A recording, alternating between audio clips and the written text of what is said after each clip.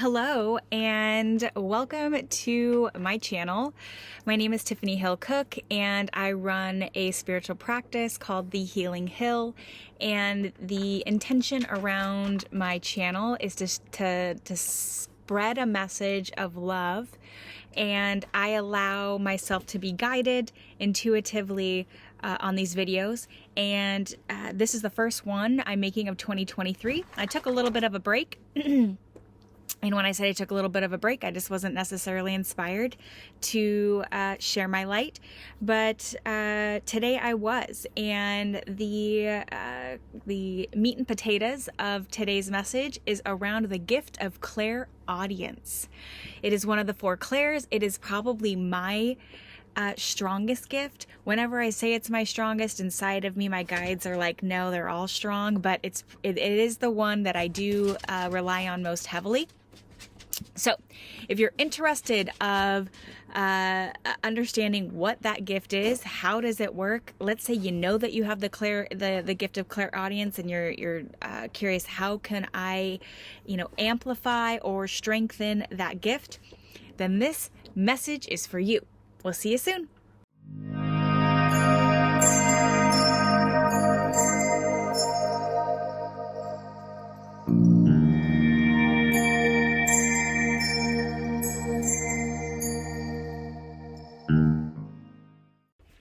All right, so what we are talking about today is the gift of clairaudience. I don't normally do this, but I am going to start this episode with the definition. My cat's got the zoomies as well. So, welcome to life.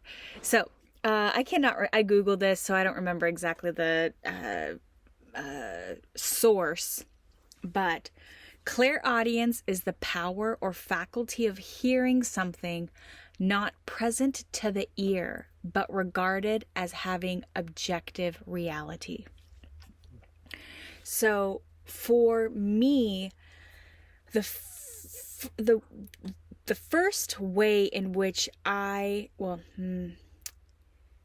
took a channeling course offered through the Ashling School. I'll put the link in the description below.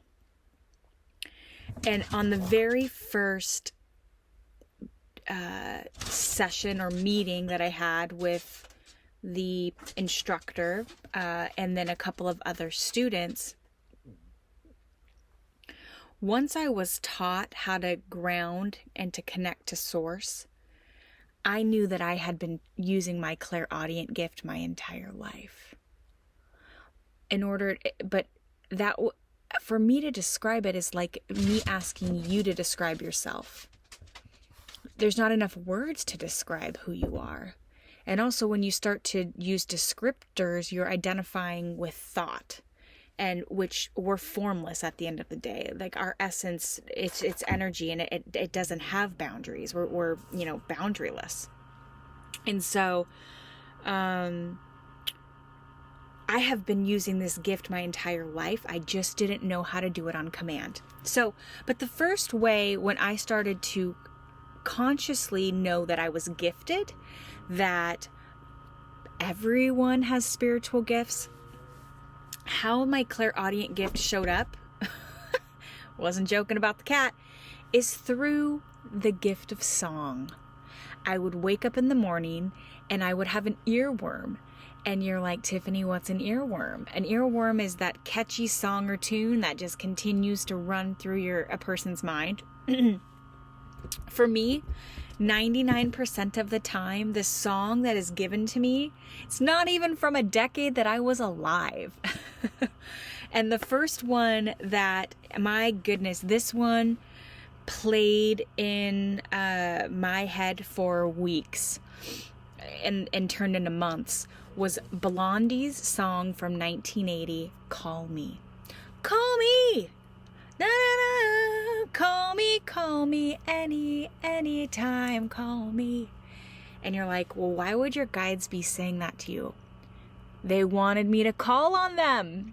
They were seeking engagement from me and to call on them whenever, at any time, they're there. And that is when you start to have faith and knowledge in the fact that you've got an entire army, and I'm not kidding when I say army, of individuals whose sole purpose is to help you.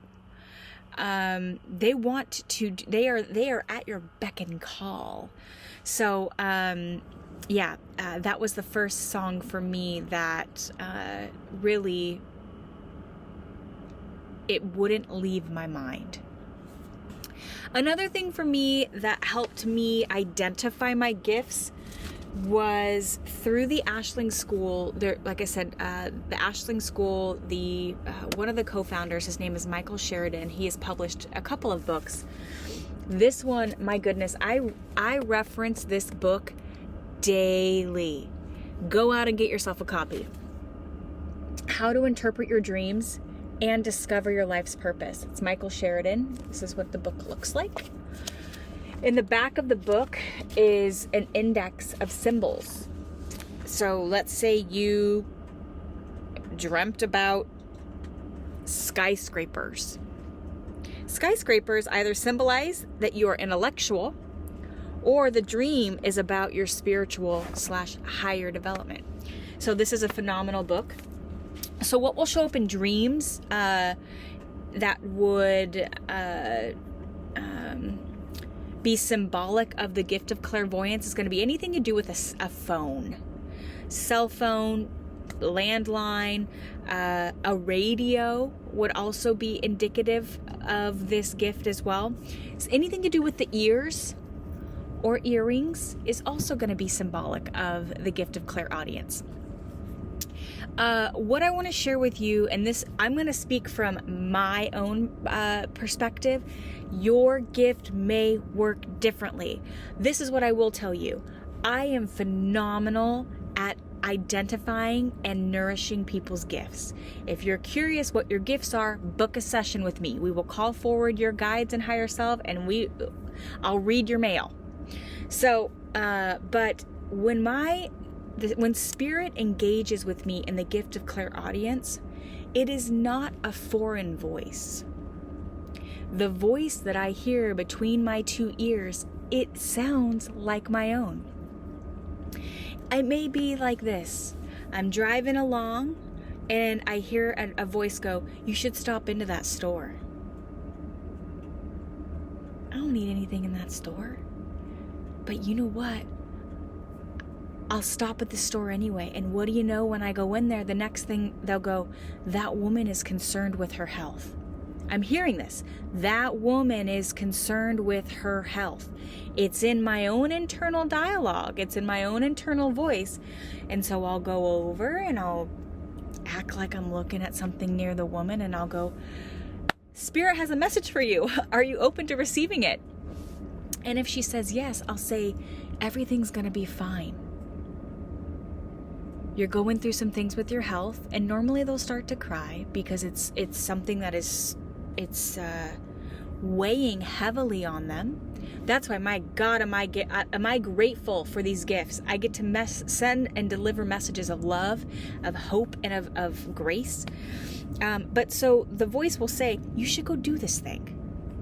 And I will tell you this, I had to discern my ego from spirit. My ego is the negative. It's the worrier. It's the fear-driven. The positive, beautiful, light ideas that come, that's spirit. And also it feels different in my body. And so I just wanted to share with you, when I hear let's say I'm meeting with you, I would be calling forward your spirit team. They sound like my own internal dialogue. And if you're like, "What voice?" That's the voice I'm talking about. That's the voice. Like if I were to say count to 10 in your head, that's the voice. So, let's see here. So I talked about songs showing up. I talked about how the gift of clairaudience shows up for me, and also how I identified it, or at least was able to get more information on, how it works, is through my dreams. So, the last thing I wanted to discuss is if you have this gift, how do you nourish it? What I will tell you is you've got to, in order for a gift to fully be working and operable, you've got to do healing and work on yourself. And the word trauma is a really popular word right now. When you have pain inside of yourself, when you have coping mechanisms, when you have avoidant strategies or anxious strategies in order to exist in life that are unnecessary, but you tell yourself that they are necessary, that is going to prevent your gift from fully operating.